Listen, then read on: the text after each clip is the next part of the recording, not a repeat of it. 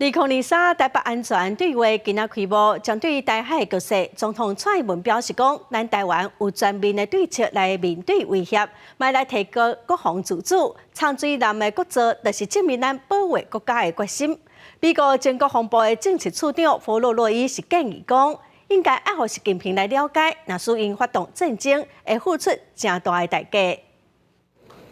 2023台北安全对话初步进行，来自美国、英国、捷克等10几个国家的专家学者参加，探讨台海局势加中国对全世界秩序加民主所造成的挑战。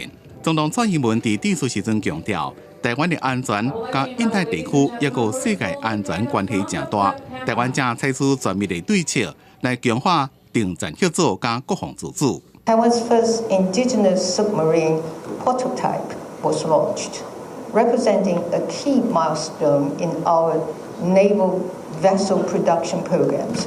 All these achievements are testament to our unwavering resolve to defend our country.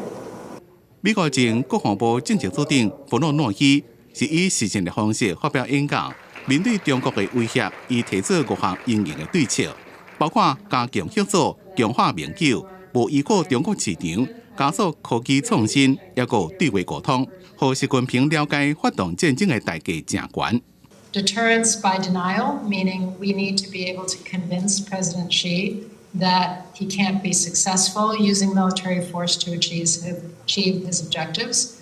And deterrence through cost imposition, meaning even if he could succeed, it would be at such great cost that it would be a Pyrrhic victory. It would not be worth.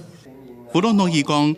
美中的领导人所来的见面，伊并无认为双方的关系会有所改变。不过，面对面直接对话，会当清楚地表达立场甲底线，降低产生冲突的风险。伊也认为台湾议员爱企业甲中国对话，找到双方的共同利益。记者综合报道。